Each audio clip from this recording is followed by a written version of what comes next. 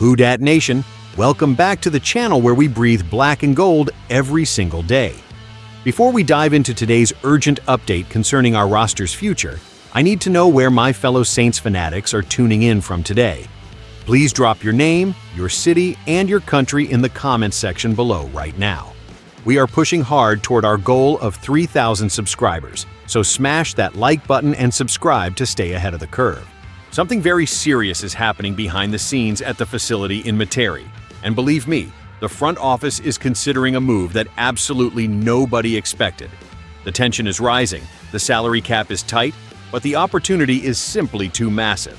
Rasul Douglas is the name that has sent shockwaves through the organization, and it is a situation that demands our immediate and undivided attention as we analyze the roster. We are looking at a veteran cornerback who is currently sitting on the open market after a highly productive 2025 campaign with the Miami Dolphins. This is not just any veteran. We are talking about a player who led Miami in passes defended and started 13 games last year. The decision to pursue a player of his caliber represents a massive strategic pivot for the New Orleans Saints. While Kellen Moore has been steering this team toward a youth-focused identity over the last 15 months, the sheer lack of experience in our current secondary is becoming a glaring liability that we can no longer ignore. Think about it. We are heading into this season relying on Kool-Aid McKinstry and Quincy Riley, two talents with only 3 years of combined professional experience between them. Bringing a veteran like him into the fold provides more than just coverage skills. It offers a critical mentorship role for those young guns who are now expected to anchor our defensive backfield.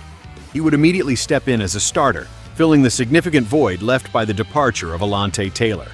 From a financial standpoint, the soon-to-be 31-year-old might be attainable at a price point that makes sense even for a team with our current tight cap constraints.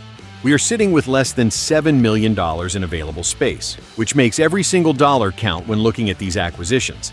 However, the front office, led by Mickey Loomis, has always been masterful at manipulating the books with backloaded deals to alleviate immediate pressure, while still securing the talent necessary to compete.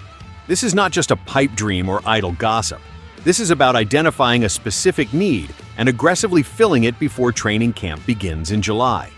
The defensive side of the ball is where games are won and lost in the NFC South, and adding a proven commodity like this would significantly stabilize our pass defense against some of the most explosive wide receiver core in the entire league this year. Beyond the secondary, we must address the absolute chaos currently surrounding the running back position, where the status of our franchise icon remains completely up in the air. We are operating under the assumption that Alvin Kamara might not be returning to the building, a reality that keeps every single one of us on edge until we see him actually hitting the grass for practice. If he is truly gone, the depth chart looks incredibly thin, with only the oft-injured Kendre Miller and the young developmental piece Devin Neal holding the fort. This is exactly where the availability of a former starter becomes a fascinating prospect for the Saints. While some might point to his previous injury history, it is important to remember the efficiency and production he brings to the field when healthy. He has consistently rushed for over 1,000 yards in each of his first 4 seasons, proving that he can handle a heavy workload in this league. Signing him for a budget-friendly deal, perhaps around $4 million, could provide us with a high-ceiling insurance policy that effectively pairs with Travis Etienne for the foreseeable future. Furthermore, we cannot ignore the ongoing chatter regarding defensive depth. While some fans might view him as a luxury, the prospect of adding a massive presence on the edge remains a distinct possibility for our pass rush rotation. We have seen the rumors connecting the front office to high-upside veterans who are looking to rebuild their value after a difficult season.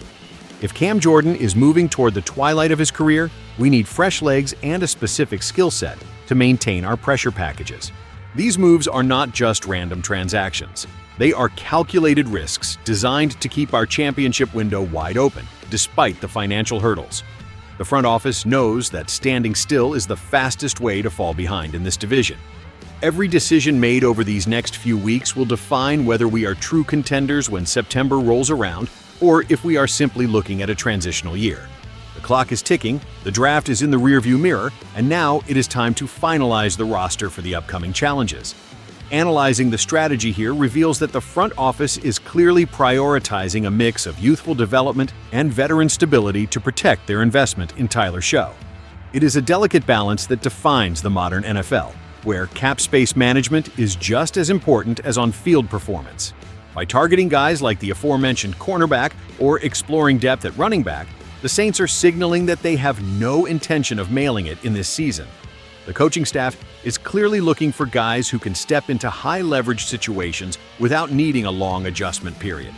If we land a guy who has 15 games of experience under his belt, the defensive ceiling rises instantly.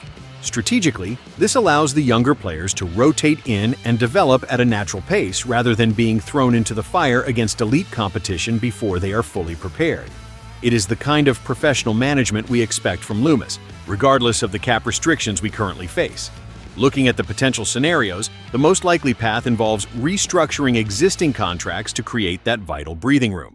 A backloaded deal on a one-year veteran contract is a classic move that pushes the burden to a future season when the cap is projected to expand significantly. This is not just about filling holes.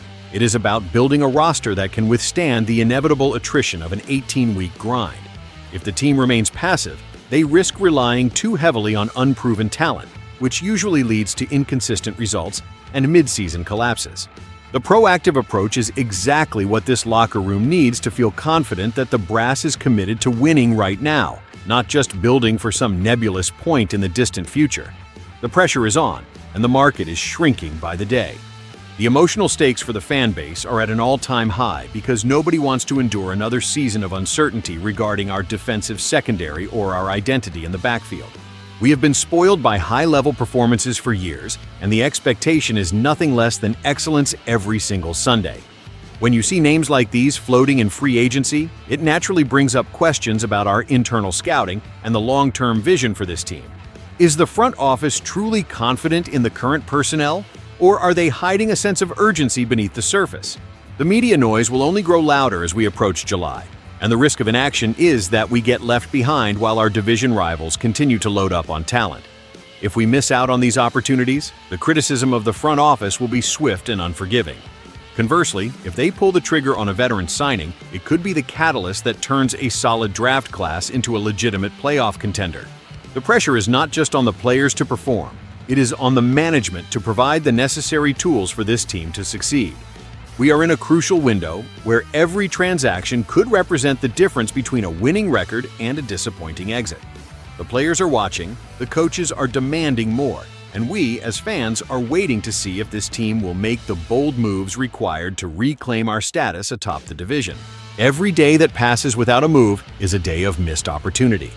We deserve to see a roster that reflects the passion and the history of this great organization, not one that settles for mediocrity.